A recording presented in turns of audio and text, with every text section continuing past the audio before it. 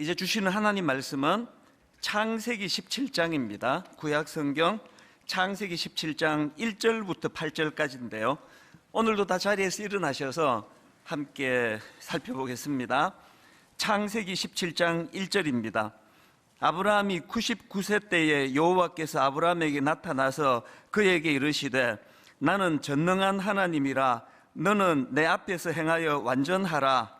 내가 내 언약을 나와 너 사이에 두어 너를 크게 번성하게 하리라 하시니 아브라함이 엎드렸더니 하나님이 또 그에게 말씀하여 이르시되 보라 내 언약이 너와 함께 있으니 너는 여러 민족의 아버지가 될지라.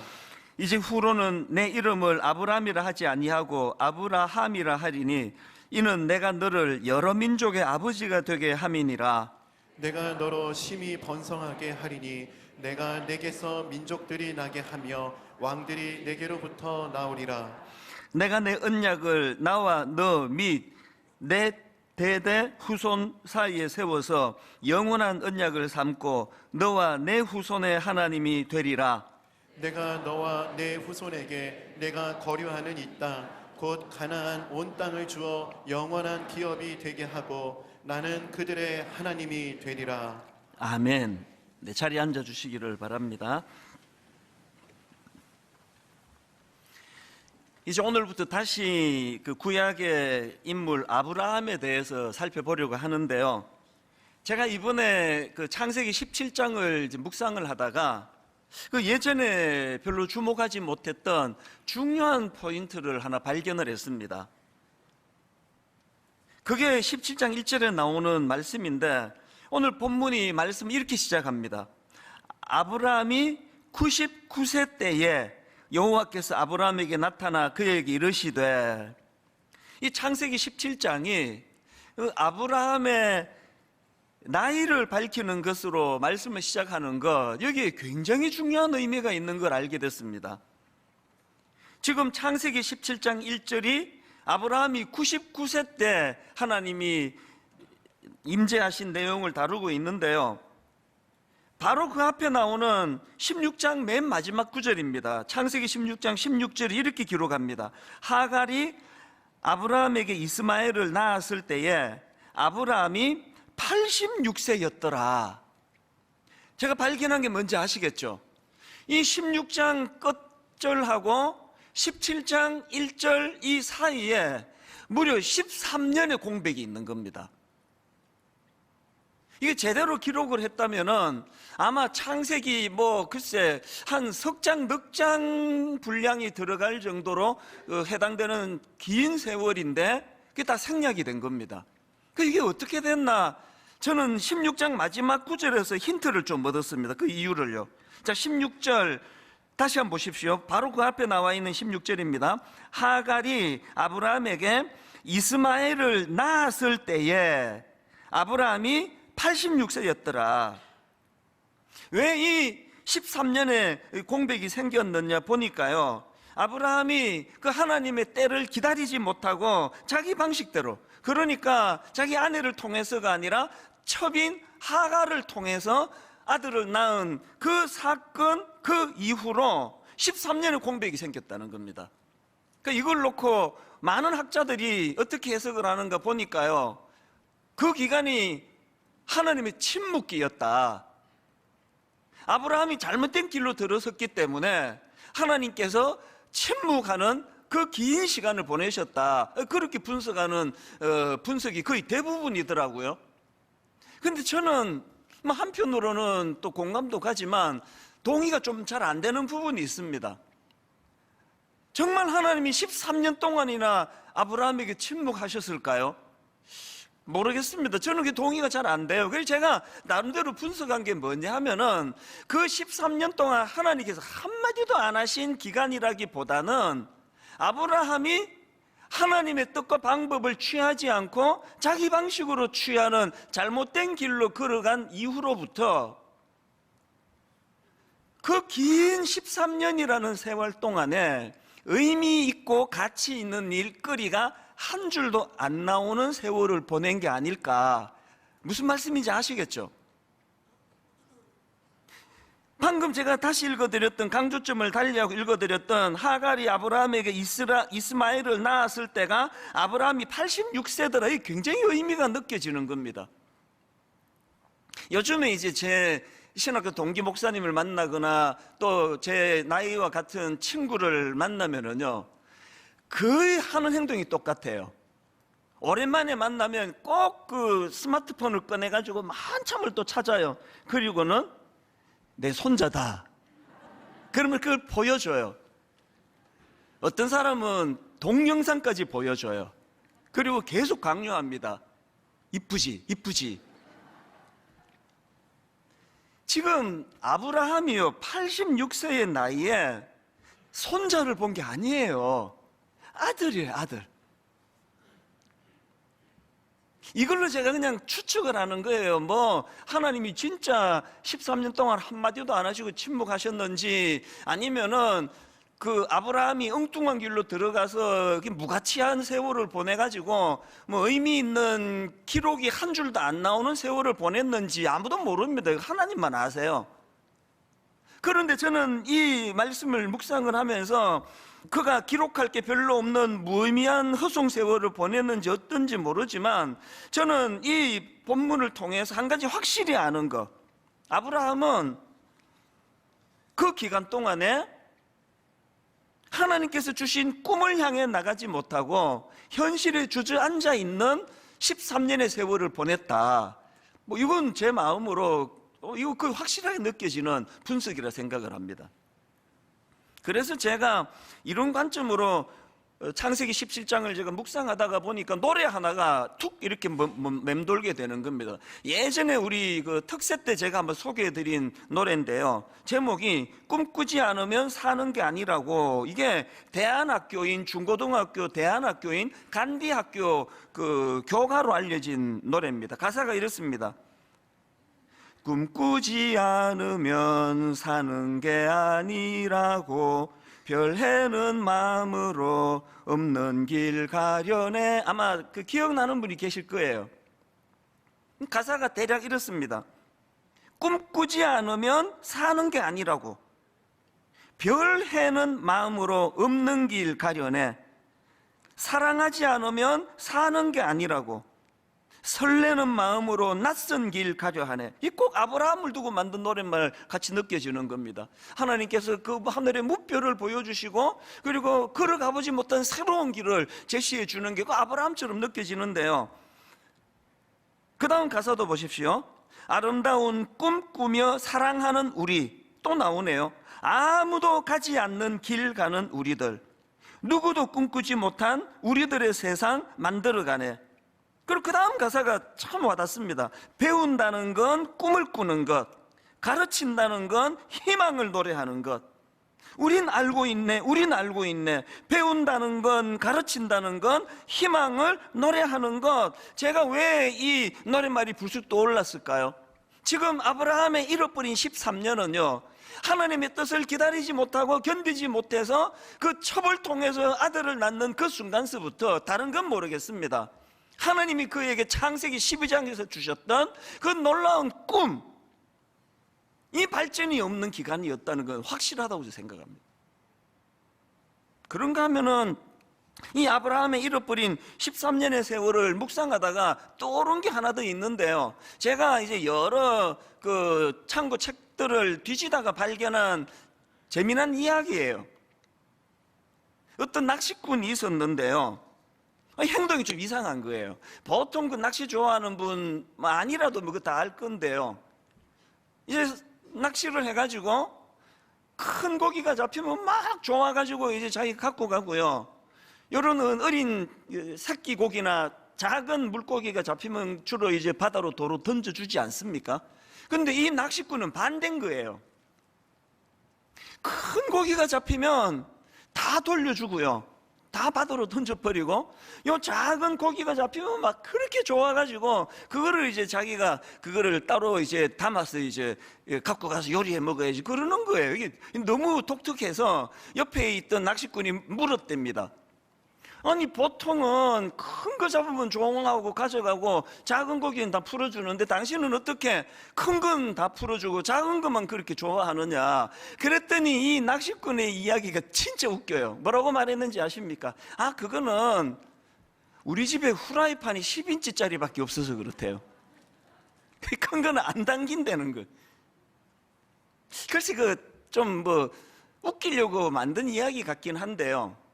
근데 이게 저는 본문의 아브라함의 잃어버린 13년을 보면서 계속 이 10인치짜리 작은 후라이팬을 가진 낚시꾼 생각이 나는 겁니다. 왜 생각이 났을까요? 아브라함이 갖고 있는 생각의 폭이 너무 좁기 때문에 하나님의 광대하신, 하나님의 크신 그 꿈이 담기지가 않는 거예요. 못 기다리는 거죠. 여러분, 이게 혹시 우리 아닙니까? 여러분, 지난 13년은 한번 되돌아가 보세요. 몇 살 때 일입니까? 13년 전이면 그러면 이게 언제적 일입니까? 혹시 여러분 지난 13년의 세월을 보내고 나서 하나님 앞에 의미 있는 글 한 줄이 나오지 않은 세월을 보낸 분 계세요? 그거 정말 당황스러운 일 아닙니까?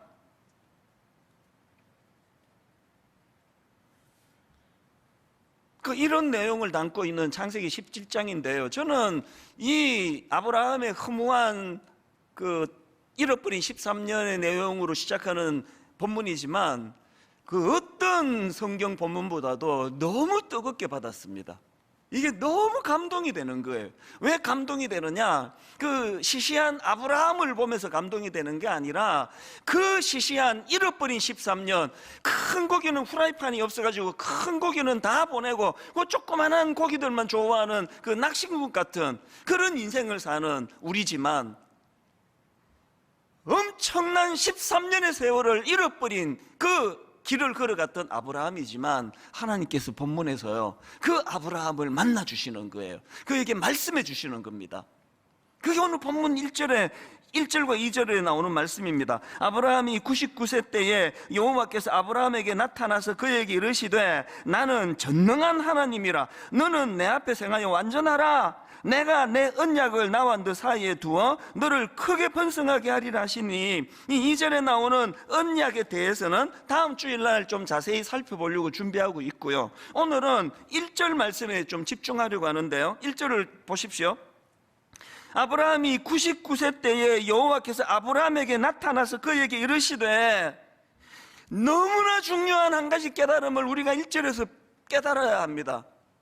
여러분, 소모적이고 13년의 잃어버린 시간을 보내고 있던 아브라함의 허망함을 종식시키는 능력이 뭐였냐? 하나님의 임재예요. 하나님의 임재와 말씀하심이에요. 지금 뭔가 인생이 허무하고 참 꿈을 가지고 달려가고 꿈꾸지 않으면 이게 사는 게 아니라고 그런 것들이 다 사라져 버리고 계속 허무하고 답답하고 이런 시간을 보내시면요, 이찬수 목사가 여러분 집에 가가지고 막 세게 기도해 드린다고 혹은 막 여러분 모시고 나가 막 갈비 사드린다고 그 문제가 해결되지 않습니다. 여러분 마음의 침체된 마음을 회복하는 유일한 대안이 있다면 하나님의 임재를 사모하는 거예요. 하나님의 말씀. 지금 분당 우리 교회가 그리스도 중심의 성경 읽기에 올 한 해 올인하기로 한 이유가 여기 있습니다. 사실 여러분, 올 한 해는요 1만 성도 파송 운동이 완성되는 가슴 벅찬 해이기도 하지만 분당 우리 교회를 목양하는 담임 목사 입장에서는 올 한 해는 위기예요. 위기. 교회의 시스템이 와해가 될 상황이에요. 최근에 보고를 들어보니까 우리 순장님들 거의 대부분이 29교회로 가시기로 결정했다고. 그래서 그게 이제 걱정이 좀 되는, 현장에 있는 목회자들로서는 좀 걱정이 되는 이야기가 좀 있더라고요. 그런가 하면은 또 우리 주일학교 교사 한 1,500~600명 되는 주일학교 교사 거의 대부분이 다 29교회로 나가기로 결정했다고 또 참 우려 섞인 보고가 주일학교 쪽에서 있더라고요. 대학부 청년부 리더라 그러잖아요. 우리 교회 대학부 청년부 그 훈련된 리더들 거의 대부분이 29교회로 가기로 그렇게 결정하는 분위기라고 그 보고를 저한테 하더라고요. 그래서 여러분, 올 한 해 분당 우리 교회는요, 지금까지 우리가 견지해 오던 그 목회의 척추 같은 게 와해가 되는 해예요. 생각해 보세요. 우리 교회의 중심이 제자훈련 1년, 사역훈련 1년, 강도 높은 평신도 훈련을 통해서 순장을 배출하고 그 순장에 의해서 다락방이 운영이 되는 이 구조인데요, 이게 갑자기 졸속으로 세워지는 게 아니잖아요. 그래서 제 남은 목회 기간 동안 다 해도 이 제자훈련, 사역훈련을 통해 배출되는 순장에 의한 이 구조는 아마 불가능할 거라 생각합니다. 근데 순장님, 그리고 우리 주일학교 선생님, 우리 대학부 리더, 청년부 리더님, 안심하고 가세요. 걱정하지 말고 가세요. 제가 확신하는 게 있거든요. 이제 더 이상 제자훈련, 사육훈련을 통해서 이제 이 척추 기능이 안 된다 하더라도, 이제 올 한 해는 다락방 모임 자체가 불가능하다 하더라도 아무 문제 없습니다. 여전히 이 교회에 하나님이 임재하시고, 여전히 이 교회에 하나님이 말씀하시고 그 말씀을 듣는 귀가 있는 한 분당 우리 교회 올 한 해 영적인 부흥이 일어날 줄로 믿습니다. 이걸 사모하셔야 되는 거예요. 오늘 여러분, 그 긴 창세기 16장 마지막 9절부터 17장 1절 사이에 그 13년의 잃어버린 시간을 보낸 아브라함이지만, 하나님은 그를 찾아주셨고 그 하나님의 임재와 말씀으로 아브라함이 단번에 회복이 되는 역사가 본문이 기록이 되고 있거든요. 오늘 여러분, 영적인 침체에 빠져 있는 분 계세요? 하나님의 임재를 사모하세요. 하나님의 말씀을 사모하시기 바랍니다. 그렇다면 조금 더 이제 분석을 해야 되는데요, 그렇게 영적 침체에 빠져 있는 분이 계시다면 이 영적 침체를 극복하기 위해서 뭘 해야 되느냐? 오늘 본문에 하나님의 말씀을 분석을 해보니까 답이 딱 나오더라고요. 13년의 그 허무한 허송 세월을 하고 있는 아브라함에게 나타나서 하나님이 말씀으로 치유를 하시는데요, 하나님께서 아브라함을 만나서 주신 대안이 두 가지더라고요. 이게 회복입니다. 여러분, 영적 침체 극복을 위해서 우리가 기억해야 될 두 가지 대안, 첫째가 뭐냐? 하나님이 아브라함을 만나서 하신 거 엘샤다이를 선포하셨습니다. 1절입니다. 아브라함이 99세 때에 여호와께서 아브라함에게 나타나서 그에게 이르시되 나는 전능한 하나님이라. 이게 히브리어로 엘샤다이예요. 그 다음 나오는 너는 내 앞에 생하여 완전하라, 이 한마디를 가지고요, 다음 주 한 30부 설교를 할 수 있는 분량입니다. 이거 다 뒤로 돌리고요, 오늘은 엘샤다이에 좀 집중하자는 거예요. 전능하신 하나님. 그럼 이런 질문이 가능하겠죠?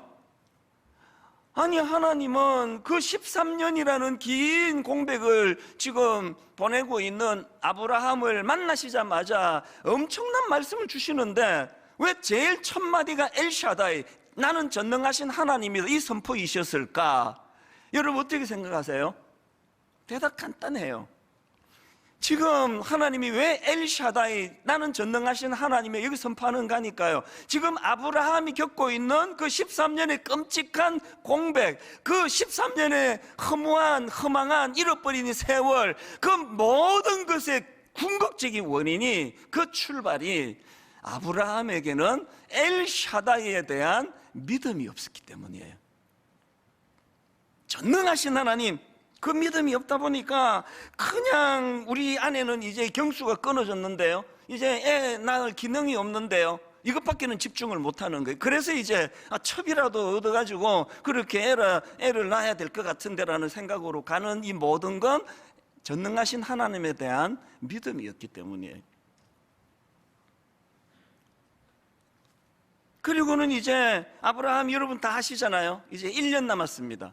이제 100세에 드디어 하나님의 전능하심 엘샤다이, 그 놀라운 역사가 이제 첩을 통해서가 아니라 사랑하는 아내를 통해서 이삭이라는 너무나 아름다운 아들을 낳게 될 때 그 여러분 그 아브라함의 그 벅찬 감격을 이해할 수 있지 않습니까? 그래서 저는요 지난주 월요일 새벽이에요. 너무너무 가슴 먹먹한 시간을 보냈습니다. 23살 때 이민을 가서 한 1년 지났는데 도무지 길이 안 보이는 거예요. 이거 어떻게 해야 될지도 모르겠고 막막하던 그 즈음인데요, 제가 그때 한인교회에 그 영어권 아이들입니다, 고등부 보조교사를 했는데요, 가을에 문학의 밤 같은 걸 하더라고요. 그때 영어권 고등학교 아이들이 나와가지고 불렀던 찬양이 이거였습니다. 엘샤다이 엘샤다이 엘엘리온 아노다 아노다 아노다 아노나이. 이제 영어권이라서 영어로 뭐 쭉 부르는데요, 제 기억에 남는 건 맨 앞에 나오는 이거 엘샤다이, 이거 하나만 기억이 되는 거예요. 나중에 제가 그 자료를 찾아보니까 이제 쭉 다 이제 히브리어를 가지고 하나님을 찬양하는 겁니다. 엘샤다이 엘샤다이 에르캄카이 아도나이.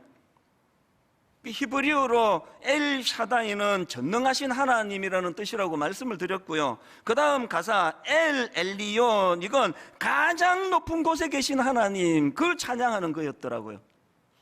그 다음에 에르캄카나 아도나이, 아도나이는 주님, 주 이런 뜻이니까요, 에르캄카이 아도나이, 그 가사가 주님을 사랑하겠습니다 그 가사인데요, 나중에 그 보니까 이 에르캄카이 아도나이가 시편 18편 1절에 나오는 히브리어였더라고요.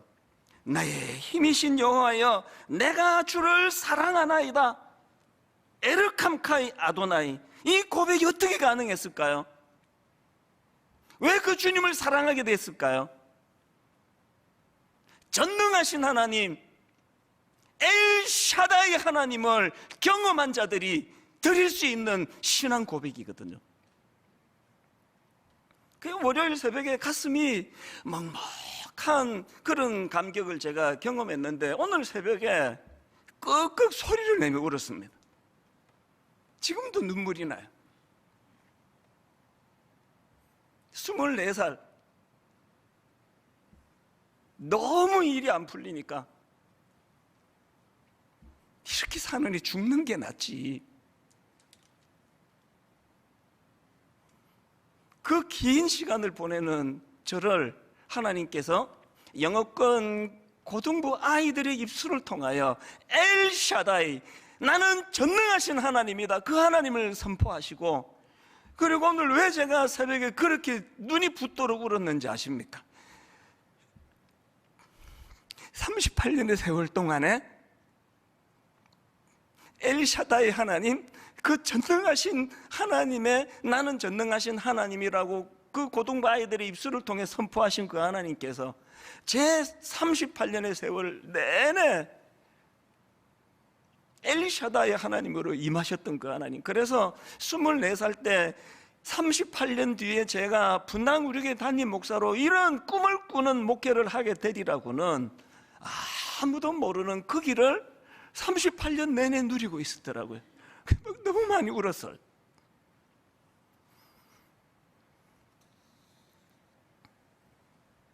여러분 지금 많이 힘드신 거 제가 알거든요.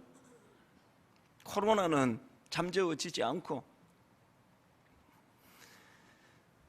이렇게 저렇게 무리해가지고 가게를 하나 냈는데 이게 지금 언제 끝날지 모르는 그런 절망에 빠져 있고, 저는 더군다나 23살 때부터 20대 시절에 절망을 경험했기 때문에 저는 우리 청년들에 대한 안쓰러움이 많아요. 제 나이쯤 되니까요, 뭐 어려운 일 찾아오고 모함 당하고 그래도요, 이게 좀 마음에 굳은 살이 생겼어요. 어지간하면 상처 안 받습니다. 그러나 여기 우리 20대 청년들은요, 꼭 여기 부드러운 속살 같은 마음을 가지고 있어요.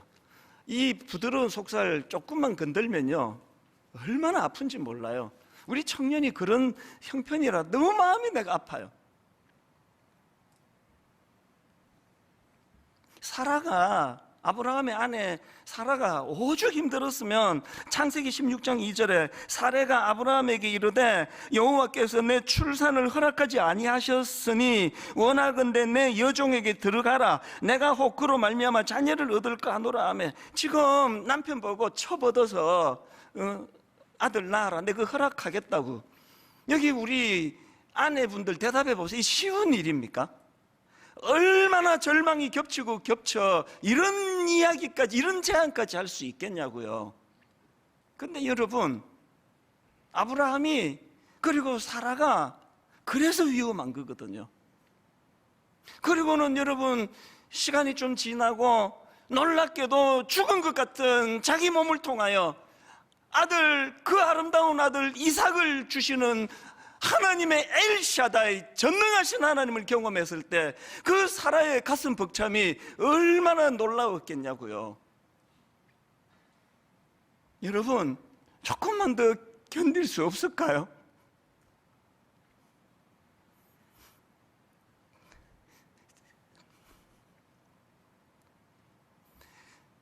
저는 등산할 때 요 시기 1월 중순 영하 11도 12도 저는요 사계절 중에서 요즘에 등산하다 만나는 겨울나무가 가장 아름답습니다. 여러 번 말씀드렸잖아요. 4월 5월에 막 무성하게 꽃을 피우는 나무도 아름답지만 저는 이 겨울나무 나목이라 그러잖아요. 이 겨울나무는 체면이고 뭐가 없습니다. 그렇게 가을에 애써서 만들어 놓은 단풍 다 떨어뜨려요. 이 나무가 겨울나무가 갖고 있는 목표는 하나입니다. 견디는 거예요. 살아남는 거예요.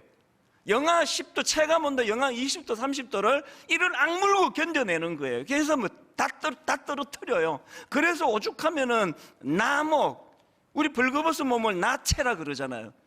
나목이라 그러죠. 지금 이 겨울나무가 견뎌내야 되는 이유가 있다면 하나입니다. 견뎌내면 봄은 반드시 온다는 거, 꽃은 반드시 핀다는 거, 이렇게 하고 끝나지 않는다는 거. 여러분 사라도 너무 이해가 되고 첩을 통해 이스마엘을 낳는 아브라함도 너무 이해가 되지만 오늘 여러분 주님 이름으로 부탁합니다. 조금 더 견디실 수 없을까요? 한 38년의 세월이 지나고 제가 하나님 앞에 끄끄 소리를 내면서 감격의 눈물을 흘리는 이런 일들이 여러분 자녀에게 일어난다는 확신을 언제 가질 수 있습니까? 엘샤다이에서는 전능하신 하나님, 이 믿음이 없어서 방황하는 거거든요. 그런가 하면은 두 번째로 여러분 영적 침체 극복을 위한 두 번째 대안, 하나님이 주신 두 번째 조치가 뭐냐? 이름을 바꾸어 주십니다. 5절 이제 후로는 너의 이름을 아브람이라 하지 아니하고 아브라함이라 하리니. 이 아브람 이 이름은요 존귀한 아버지 혹은 높임받는 아버지 이런 뜻이고요. 아브라함 이 이름은요 무리의 아버지 혹은 열국, 열방, 그러니까 여러 민족의 아버지라는 뜻입니다. 13년의 공백기를 겪고 있는 아브라함에게 하나님은 왜 이름을 바꾸어 주셨을까요? 저는 여기에 두 가지 의미가 있다고 생각을 합니다. 첫 번째, 이건 스케일의 문제예요. 제가 다른 용어가 단어가 떠오르지 않아 가지고 이게 괜찮은 거예요. 사전을 검색해 봤더니 정식 우리말이던데요.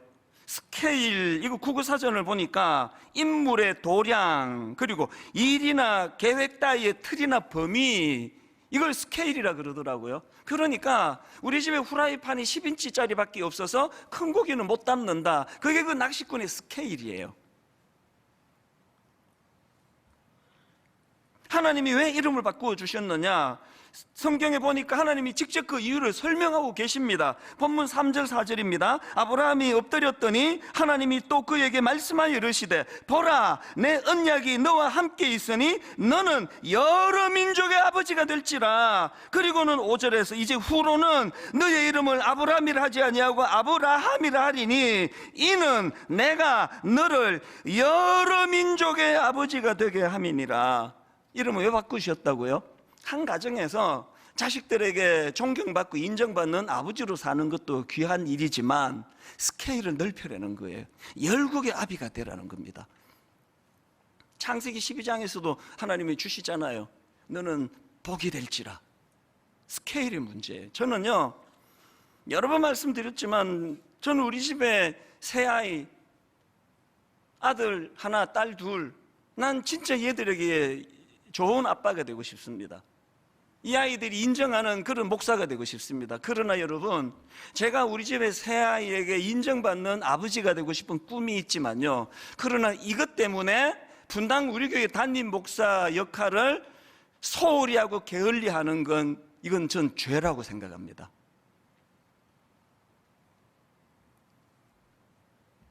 우리 애들이 지금도 원망해요. 아빠 우리 어릴 때 안 놀아주셨잖아요. 아빠 우리한테 관심이 없으셨잖아요. 맨날 미안하죠. 그러나 여러분, 시계를 다시 우리 큰딸 태어나던 날로 되돌린다 해도요, 걔들한테 미안하지만 저는 또 이렇게 밖에는 못 갑니다. 왜? 제가 분당 우리 담임 목사잖아요. 스케일을 넓히는 거예요. 우리 아이들에게 존경받는 그런 아빠가 되는 것도 가치가 있지만 열방의 아비가 되기를 원하시는 그 하나님,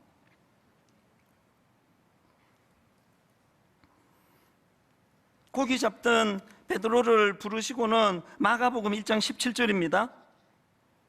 예수께서 이르시되 나를 따라오라. 내가 너희로 사람을 낚는 어부가 되게 하리라. 시편 82편 10절.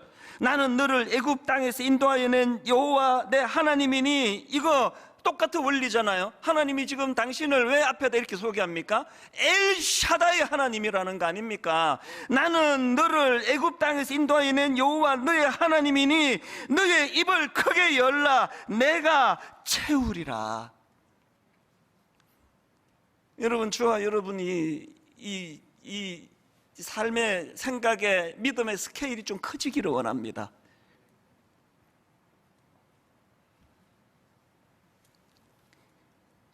매듭을 짚고 가는 차원 이야기 또 하고 마지막으로 제가 이야기 진짜 제가 더 이상 안 할 건데요, 한때 저를 무슨 좌파니 우파니 그 무슨 신영복 교수라는 분, 사실은 제가 잘 몰라요. 그분의 책 제목을 보고 그날 설교랑 연관해서 와, 제목 잘 뽑았다, 참 이런 분 내가 존경한다. 내가 잘못한 거죠. 과장했거든요. 근데 여러분, 그 오래전에 설교 다 뒤져가지고 뭘 실수했는지 잡아내가지고 이걸 갖고 좌파니 우파니 그렇게 올가미를 씌우는 그거, 저는 그런 목사님이 계시고 그런 크리스찬이 계시다면 악하다기보다 스케일이 작은 거예요. 우리끼리 그렇게 맨날 싸우고 정죄하고 그래서 되겠습니까? 제가 그 분노했던 거는 그런 악한 뉴스 때문에, 거짓된 뉴스 때문에 할머니 권사님이 이찬수 목사라는 사람이 좌파라며 그 사람 설교 안 들어.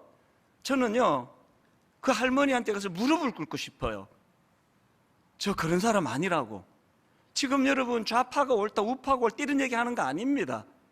저는 모든 그리스도인들이 이런 것에 선입견 갖지 않고 복음을 받게 되기를 원합니다.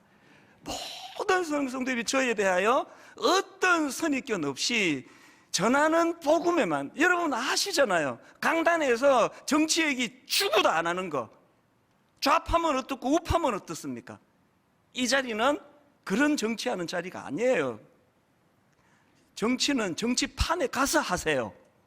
이 자리는 하나님이 전해지는, 하나님의 임재가 선포되는 자리입니다. 스케일을 넓혀야 돼요. 저는 이번에 1만 성도 파송운동 29교회로 나누는 과정에서 우리 노회 임원분들 또 노회 어른들 진심으로 존경하게 됐습니다. 29개 목사님 다 우리 교단 목사님들 아닌 건 아시죠? 그거 연연하지 않고 정말 하나님 앞에 중심이 바른 29분을 청빙을 했더니 그 중에는 우리 교단이 아닌 목사님도 있습니다. 그러면요, 노회에서 이게 보통 문제가 아니에요. 아니, 지금 우리 교단의 목사들도 교회 자리가 없어가지고 어려운데 왜 타 교단 목사를 부르느냐고, 이게 보통 문제가 아니에요. 제가 한번 가서 설명을 드렸습니다. 일만순도 파송 운동은 한국 교회를 섬기자고 한 일입니다. 그런데 우리 교단의 목사님들만 세우면 그게 어떻게 한국 교회를 위하는 일이겠습니까? 눈물나게도 그걸 다 수용해 주셨어요. 여러분, 이제 어떤 교회 안 밝힙니다. 궁금해하지 마시고요. 거기 해당되는 교회들은 이제 그 성도들이 공동의회나 절차를 통해 추인하는 것은 법적으로 필요하다고 생각합니다. 그러나 부탁합니다. 어느 교단, 어디 출신, 이런 것보다 더 소중한 것은 그 종의 하나님 앞에서의 신실함이에요. 스케일을 넓히셔야 돼요. 그런가 하면 두 번째로, 하나님께서 왜 이름을 바꾸어 주셨느냐, 이건 하나님의 꿈의 문제라고 생각을 합니다. 창세기 17장 4절을 보십시오. 보라, 내 언약이 너와 함께 있으니 너는 여러 민족의 아버지가 될지라. 맨 처음에 창세기 12장 3절, 땅의 모든 족속이 너로 말미암아 복을 얻을 것이라 하신지라. 이게 아브라함 아닙니까? 왜 이름을 바꾸셨다고요? 하나님의 꿈을 주시기 원한 거예요. 어느 교단이냐 너무너무 중요하지만 어느 교단이냐보다 더 중요한 것은 하나님의 꿈이에요. 열방이 구원받기를 원하시는, 열방의 아비가 되기를 원하시는.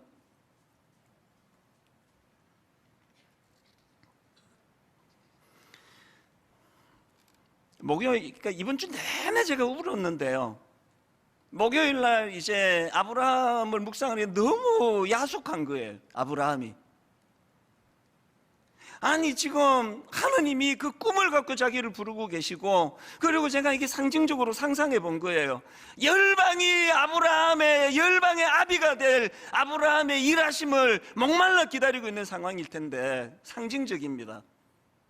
13년의 허송 세월을 보내고 있는 아브라함이 너무 야속한 거예요.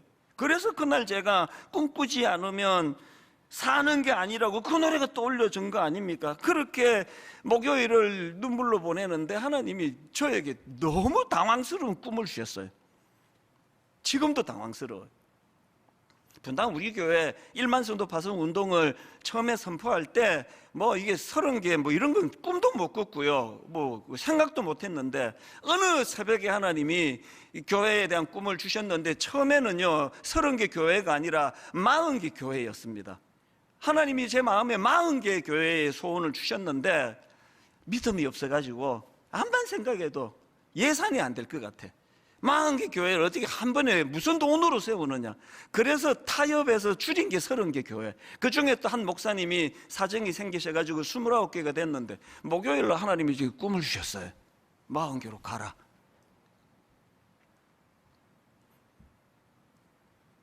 (29) 교회를 어떻게 하겠다는 게 아니고요, 그래서 제가 이름을 지어봤어요. 29 플러스 11이에요 29교회는 지금처럼 갈 겁니다. 그런데 11교회에 대한 꿈을 하나님이 어떻게 주셨느냐, 올 연말까지 이미 교회를 개척한 어느 목사님, 이미 교회가 지금 시작이 된, 그래서 제가 새벽에 마음이 너무 뜨거워졌어요. 조금만 밀어주면 부흥할 수 있는 교회가 한국에 너무 많은데, 조금만 후원해주고 조금만 밀어주면 불같이 일어날 교회들이 한국에 너무 많은데, 이게 너무 당황스러운 게요, 오늘 새벽까지 이제 재정부 그 직원이 제게 보내준 그 메일을 보니까 오늘 새벽까지 집계된 헌금이 한 11억 원 조금 더 들어왔어요. 그런데 여러분, 지금까지 29교회 세우는데 들어가는 비용을, 지금 예산을 각 교회들마다 보내주는 예산만, 가 예산만 지금까지 250억이 들어갑니다. 그런데 지금 11억 헌금이 되어 있습니다. 나머지는 드림센터 이제 융자 얻어가지고 담보해가지고 빚내야 되는데, 내가 오늘 당회를 소집해 놓은 상태인데요, 내가 말이 입이 떨어지지가 않아요. 내가 그동안 장로님 얼마나 괴롭혔습니까? 잠을 못 주무시거든요. 지금 이 상황인데 한 교회당 한 5억씩 후원을 해서 한 60억의 후원을 가지고 11교회를 살리자는 이야기가 입이 안 떨어져요. 그러나 해야 돼요. 하나님이 주셨어요, 그 마음을. 여러분, 저 아시잖아요. 부담 안 드립니다. 특별 헌금이라고 막 써내라 그러고 뭐 벽돌 한 이런 거 절대 안 합니다. 그리고 11교회에 대한 꿈은 새벽에 내가 받은 꿈이에요. 당회가 또 의논해서 안 되면 안 되는 거예요. 헌금이 안 나오면은 뭐 어디다 세울 거냐고요. 그러나 저는 꿈꾸기를 원해요. 말도 안 되는 이야기 하나 더 붙일까요? 40교회를 중단하고 싶지 않아요.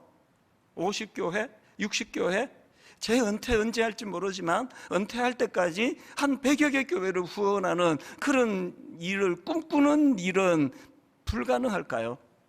안 돼도 괜찮아요. 물 흐르듯 하나님께서 일하시리라고 믿는데 이 마음만은 갖자는 거예요. 분당 우리 교회 알콩달콩 잘 지내는 거 좋은 일이에요. 누가 그걸 반대합니까? 그러나 이 한 교회 잘 되는 이것도 아브라함도 중요하지만 오늘 조금만 힘을 실어주고 조금만 밀어주면 불같이 부흥할 교회들을 열방의 아비로 부르시는 그 하나님의 꿈을 우리가 꾸는 것은 가능하지 않을까요?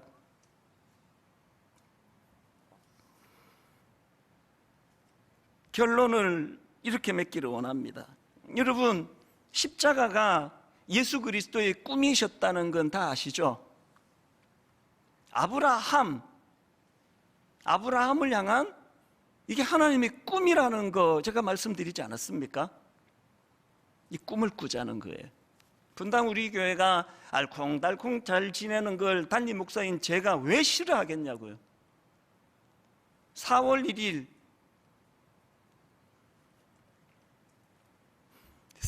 1일 상상만 해도 슬퍼요. 흩어져야 되는 이 상황이 너무 당황스럽지만 그러나 이게 하나님의 꿈이시라면 기쁘게 할 수 있습니다. 기쁘게 달려갈 수 있습니다. 조직 다 무너져도 하나님의 임재가 계속되는 교회, 하나님의 소원을 응답해 이루어 드리려고 애쓰는 그 교회의 모습이 오늘 이 땅에 많은 교회의 모습이기를 바랍니다. 우리 이 찬양을 같이 부르기를 원하는데 오늘 설교 제목이 시시하게 살기엔 너무 크신 하나님, 시시하게 살기엔 너무 크신 하나님. 악한 사람은 많지 않은데 시시하기 쉬운 분들은 많으세요. 시시하면 안 됩니다. 십자가로 변화받은 우리가 어떻게 시시할 수가 있습니까? 전능하신 나의 주 하나님은 능치 못하실 일 전혀 없네. 엘샤다이, 전능하신 나의 주 하나님. 여러분 너무 힘드신 거 아는데요, 겨울 나무처럼 버티고 계시는 거 아는데요, 지금이야말로 이 전능하신 하나님의 선포가 필요할 때예요.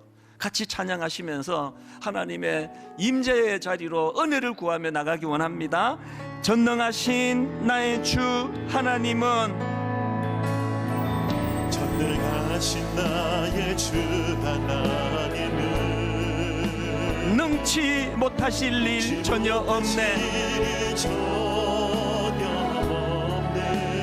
우리의 모든 강구도, 우리의 모든 생각도, 우리의 모든 꿈과 모든 소망도 신실하신 나의 주 하나님은, 여러분의 그 사정 하나님 다 아세요. 우리의 모든 괴로움 바꿀 수 있네. 불가능한 일 행하시고 죽은 자를 일으키시니 그를 이길 자 아무도 없네. 여러분, 엘샤다이 하나님을 선포합니다. 주의 말씀 의지하여 깊은 곳에 그물 던져 오늘 그가 놀라운 일을 이루시는 것 보라. 주의 말씀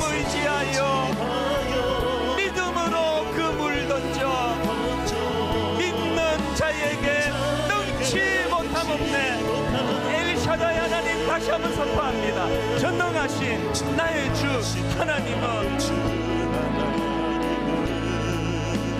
능치 못하실 리 전혀 없네. 초라한 우리의 모습에만 집중하지 마십시오. 우리의 모든 강구도, 우리의 모든 생각도, 우리의 모든 꿈과 모든 소망도 엘샤다이 하나님, 신실하신 나의 주 하나님은 우리의 모든 괴로움 바꿀 수 있네. 선포하십시오. 불가능한 일 행하시고 죽은 자를 일으키시니 그를 이길 자 아무도 없네. 힘을 얻어 선포하기 원합니다. 주의 말씀 의지하여 깊은 곳에 그물 던져 오늘 그가 놀라운 일을 이루시는 것 보라. 주의 말씀 의지하여 믿음으로 그물 던져 믿는 자에게 능치 못함 없네. 주의 말씀 의지하여 깊은 곳에 그물 던져 오늘 그가 놀라운 일을 이루시는 것 보라. 주의 말씀 의지하여 믿음으로 그물 던져 믿는 자에게 능치 못함에 다 자리에서 일어나셔서 한 번 더 힘있게 선포합니다. 주의 말씀 의지하여 깊은 곳에 그물 던져 오늘 그가 놀라운 일을 이루시는 것 보라. 주의 말씀 의지하여 믿음으로 그물 던져 믿는 자에게 능치 못함 없네. 믿는 자에게 능치 못함 없네.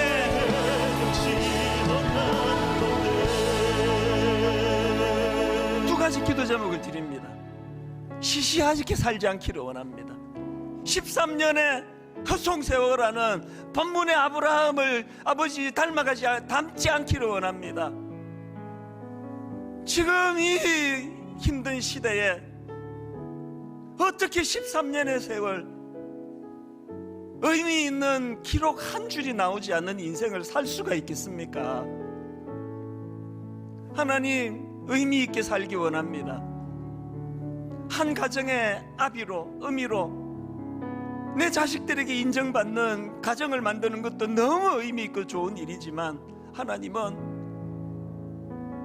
후라이판 더 큰 걸로 구비해라. 더 넓은 거 바라봐라. 열국의 아비가 되라. 분당 우리 교회 한 교회 잘 지내는 거 좋은 일이다. 알콩달콩 교회를 아름답게 잘 지내는 거 가치가 있는 일이다. 그러나 열국의 아비가 되거라. 너무나 많은 교회들이 지금 어려움을 겪고 있는데 네 한 교회만 그렇게 잘 되는 게 좋은 일이냐 이게. 두 번째 기도 제목을 갖기 원합니다. 하나님, 가치 있는 삶을 살되 그 일이 가능하도록 하나님의 임재를 경험하기 원합니다. 하나님 주시는 꿈으로 가슴 벅차기를 원합니다. 하나님의 말씀에 귀를 기울이면 내 인생이 의미 있는 인생으로 바뀔 줄로 믿습니다. 두 가지 제목을 가지고 우리 합심해서 하나님 앞에 은혜를 구하며 기도하기 원합니다. 살아계신 하나님 아버지,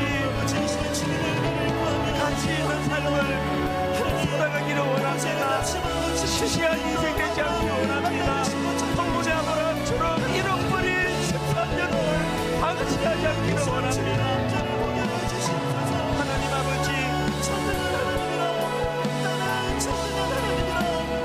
예수 그리스도의 십자가로 변하는 우리 삶에 어떻게 아버지 시시한 인생으로 살아갈 수가 있겠습니까?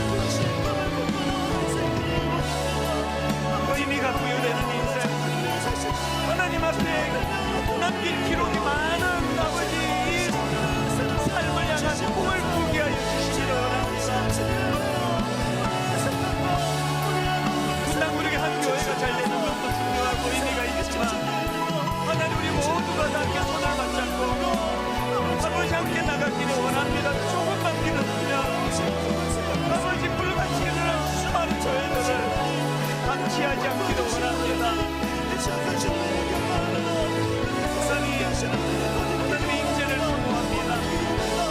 엘샤다이 하나님 이 선포를 하나님 듣기를 원합니다. 전능하신 하나님, 우리를 삶 가운데 능치 못하신 일 없으신 그 엘샤다이 하나님을 불가능한 일을 행하시고 죽은 자를 일으켜내시는 그 하나님을 아버지 하나님 우리가 갈망합니다. 은혜로 인도하여 주시옵소서.